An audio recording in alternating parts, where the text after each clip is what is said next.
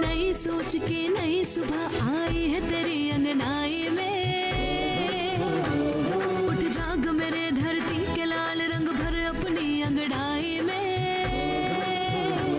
ये धरती अन्न की जननी है, कुछ और नई से पैदा कर। खेतों में सीप के बीज डाल, मोती के दाने पैदा कर।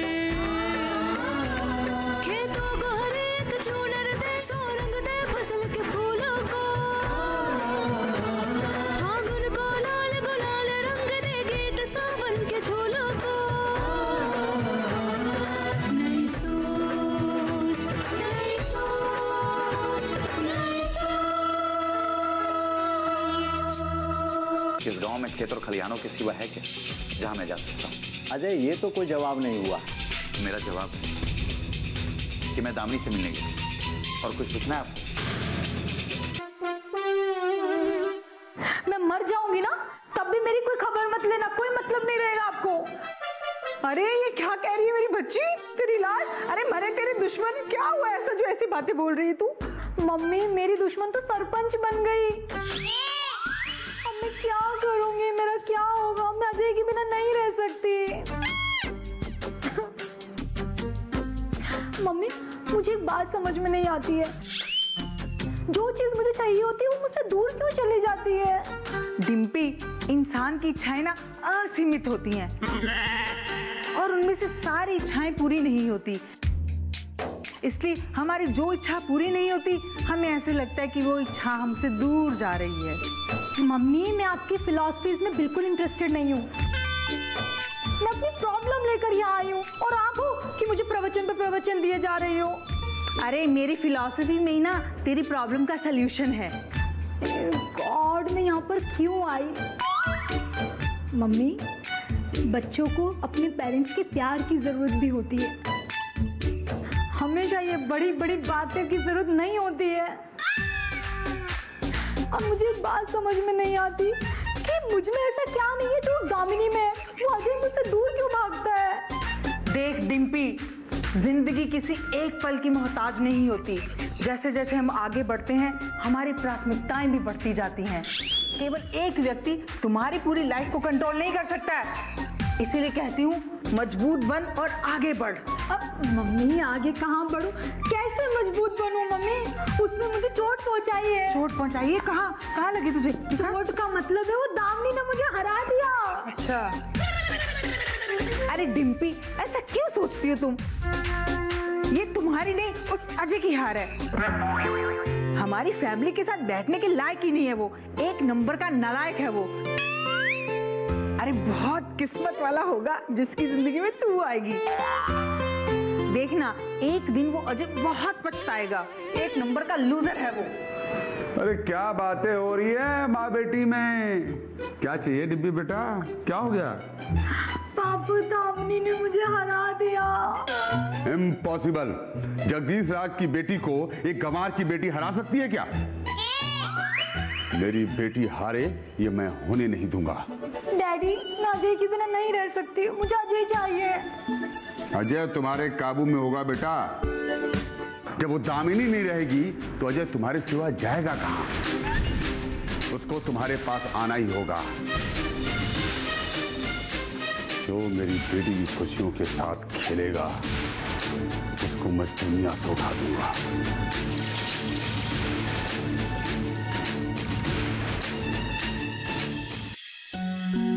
किसकी शामत आई है? किसको फोन पे डांट रही है?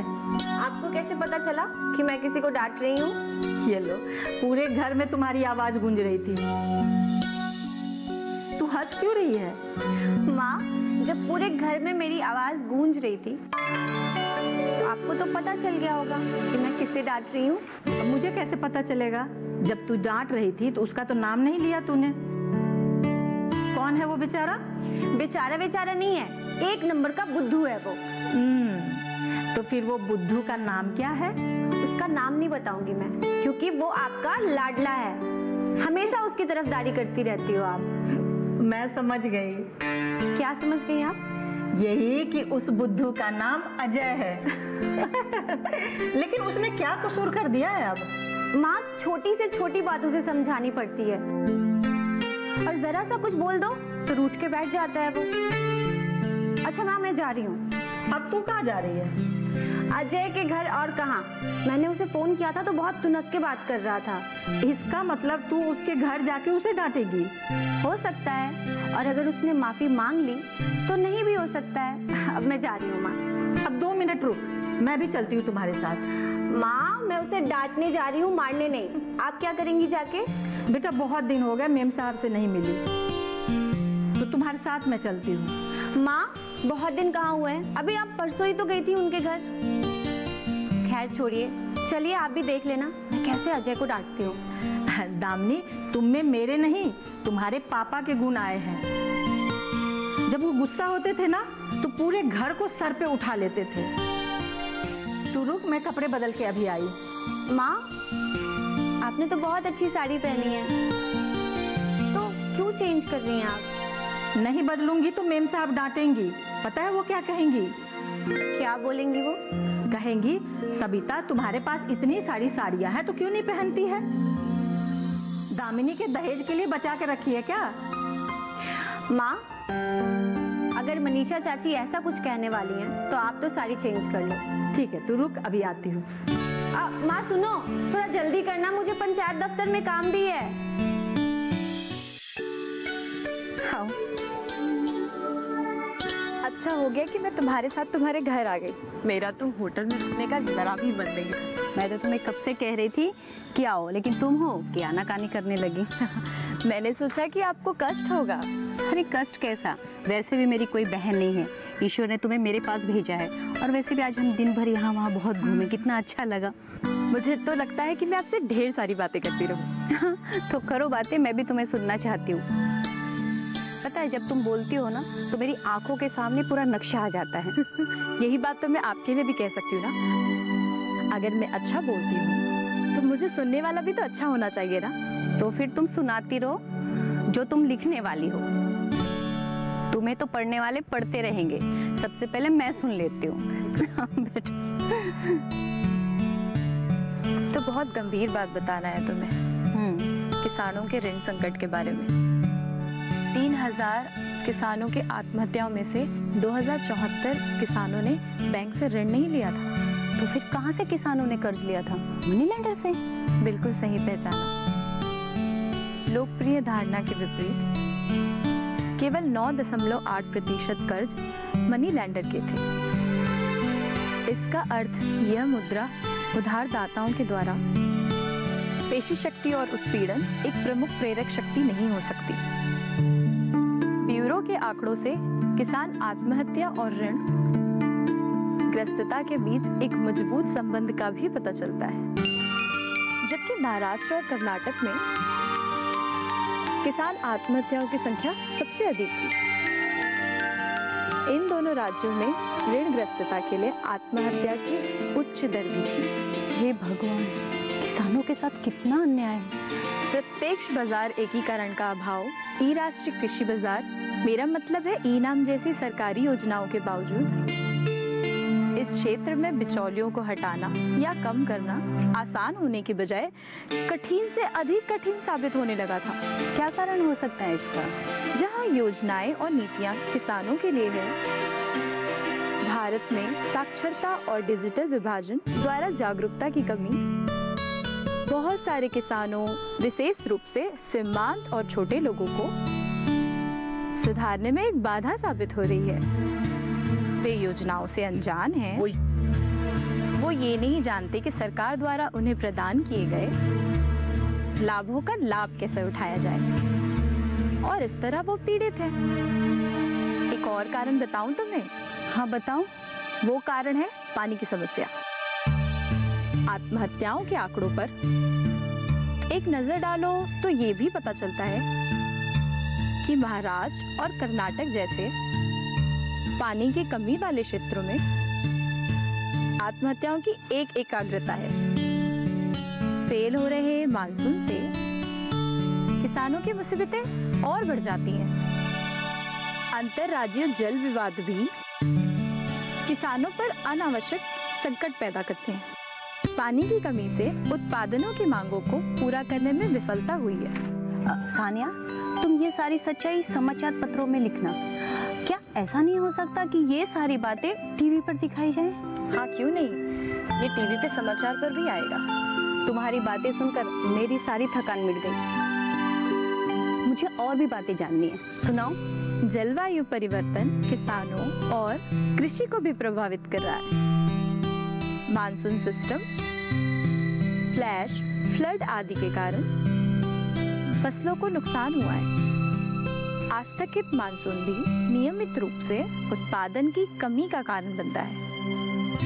भारत की आर्थिक नीतियां आमतौर पर शहरी उपभोक्ता चालित होती हैं, जो मूल्य वृद्धि के मामले में मूल्य नियंत्रण लगाने के लिए और मूल्य नियंत्रण में रहने के बाद निकासी परिलक्षित होती है।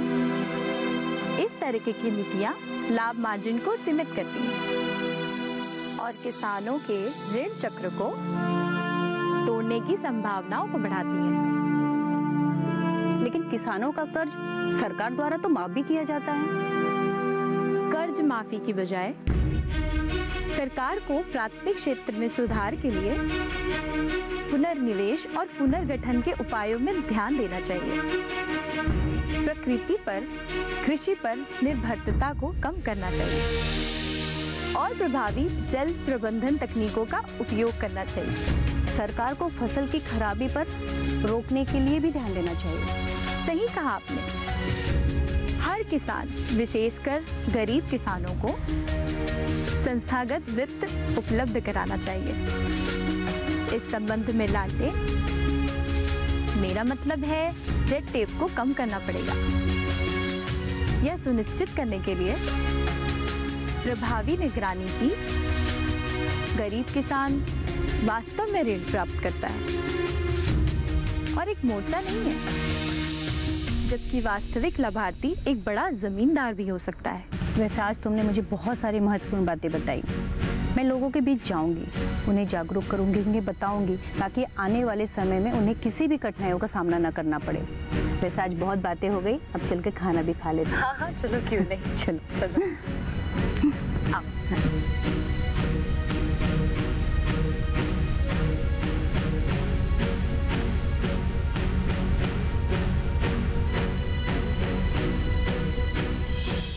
ये लिखूंगी कि किसानों को खेती के आर्थिक तरीकों के लिए प्रभावी और समय पर परामर्श दिया जाना चाहिए। कृषि में तकनीकी प्रगति गरीब किसानों को भी उपलब्ध कराया जाना चाहिए।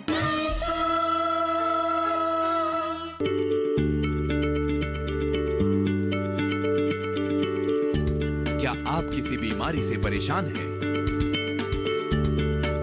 चाहते हैं डॉक्टर की सलाह?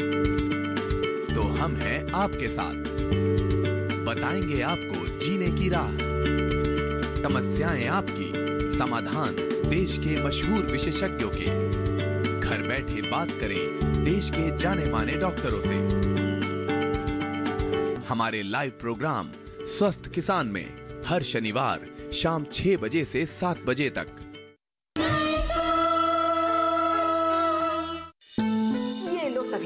गर्मा गर्म।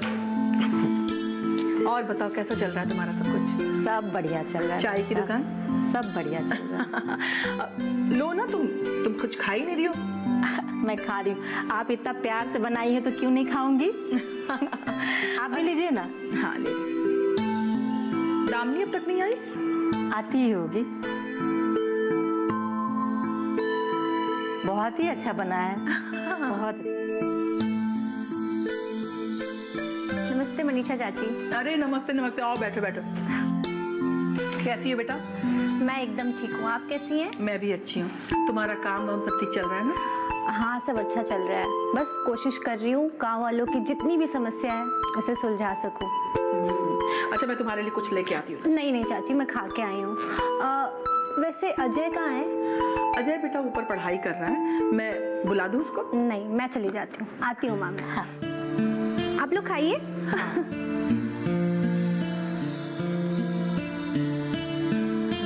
से बड़े हो गए, लेकिन आज भी बच्चों की तरह ही झगड़ते हैं।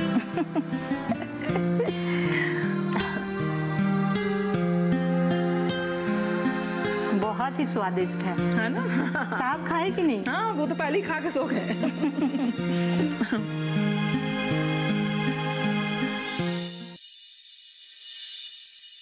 तुम हर समय यही सोचती होगी ना कि समाचार पत्र के लिए अगला लेख क्या होगा? अगला लेख क्या होगा वो तो मैंने पहले ही सोच लिया था। अच्छा, तो मुझे भी बताओ क्या है?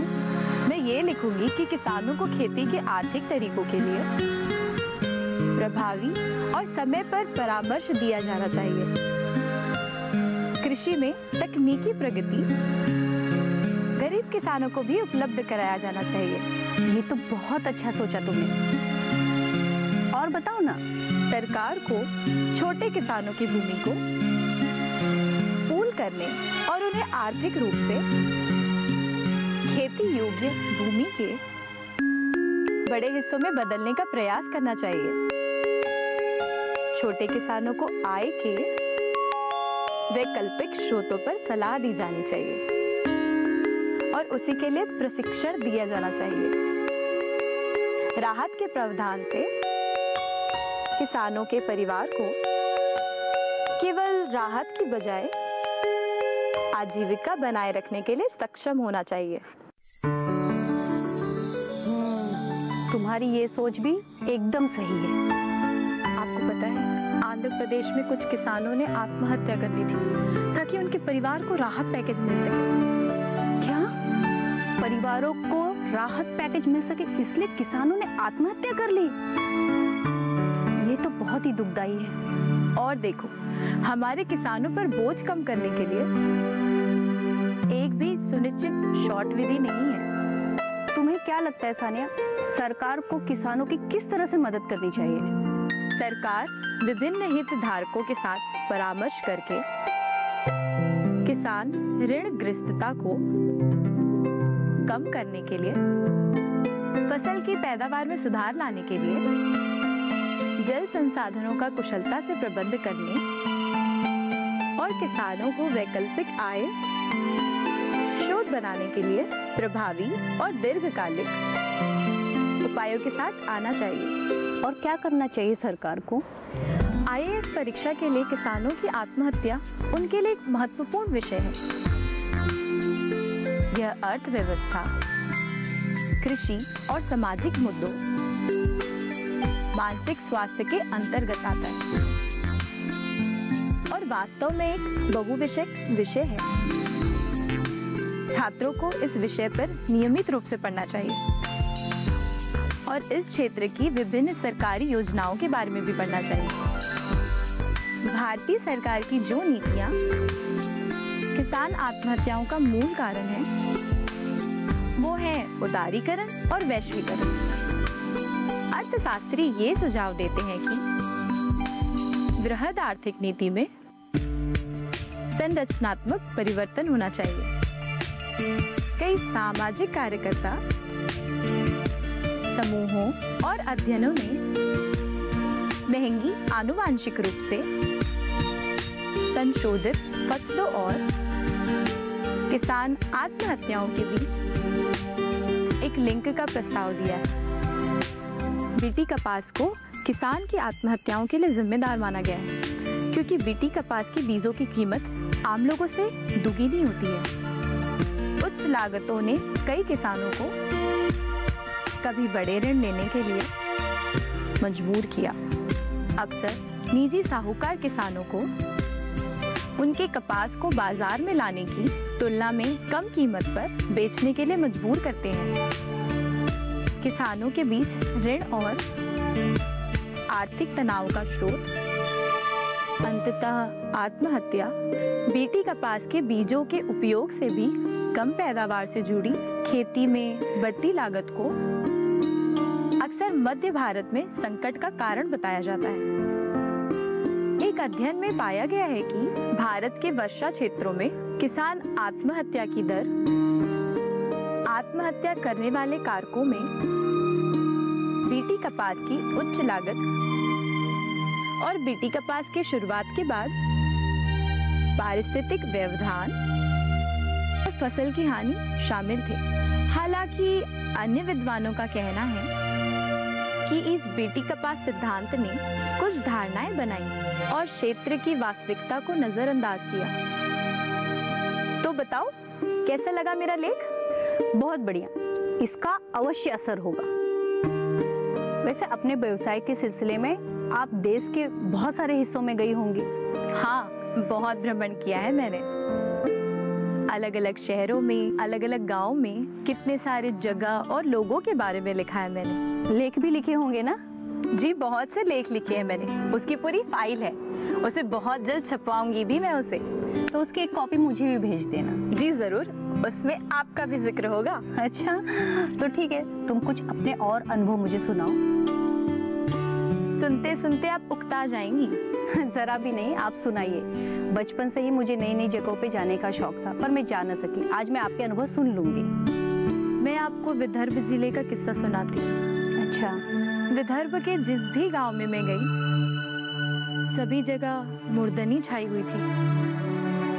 लगा जैसे सारा गांव मौत की प्रतीक्षा कर रहा है। ऐसी लाचारी मैंने वहां देखी कि क्या हुआ सानिया? चलो बाहर जाते हैं, मैं तुम्हें बहुत सारे किस्से सुनाऊंगी। अच्छा ठीक है, चलो चलते हैं, आओ।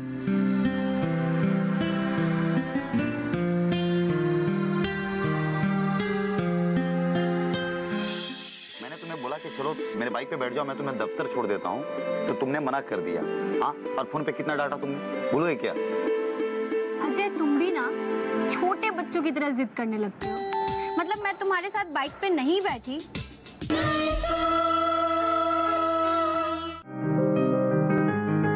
बीमारियों से कैसे बचेगी फसल? मवेशियों की मुश्किलों का क्या है हल? कहां से लाएं बीज, कितनी लगेगी खाद? किसानों के हर फोन का विशेषज्ञ देंगे जवाब।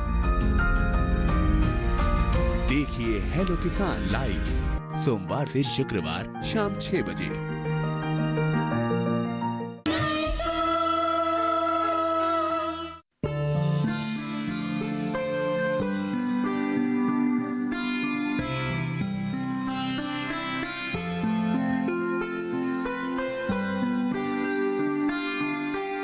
अजय, मैंने मनीषा चाची से पूछा तुम कहाँ हो, तो उन्होंने बताया तुम ऊपर हो। बिजी हो क्या? अजय, मैं तुमसे कुछ पूछ रही हूँ, बिजी हो? तुमने जो मेरे साथ सलूक किया उसके लिए माफी मांगने आई हो? मैं तुमसे क्यों माफी मांगू? तुमने जिस तरीके से फोन पे मुझसे बात की है उसके लिए तुम्हें मुझसे माफी मांगनी चाहिए। अच्छा, और जो तुमने किया वो? मैंने क्या किया? अरे, मैंने तुम्हें बोला कि चलो मेरे बाइक पे बैठ जाओ, मैं तुम्हें दफ्तर छोड़ देता हूँ, तो तुमने मना कर दिया। हाँ, और फोन पे कितना डाटा तुमने, भूल गए क्या?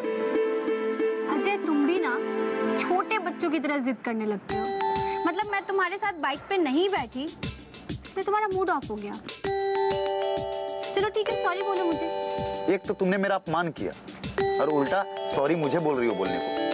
तुम भी ना बहुत जिद्दी हो। छोटे बच्चे हो क्या? जरा जरा सी बात पे गुस्सा हो जाते हो। अब ऐसे क्या देख रहे हो? सॉरी बोलो मुझे। ये क्या जबरदस्ती है दामिनी? ये तो वही वाली बात हुई ना, चित भी मेरी और पट भी मेरी। मतलब तुम सॉरी नहीं बोलोगे? अजय देखो, समझने की कोशिश करो। अपने गांव के कुछ लोग ऐसे हैं जो मेरे विरोधी हैं। चुनाव जीतकर जब से मैं सरपंच बनी हूँ, तब से वो लोग कुछ ऐसे मौके ढूंढ रहे हैं जिससे वो मुझे बदनाम कर सके।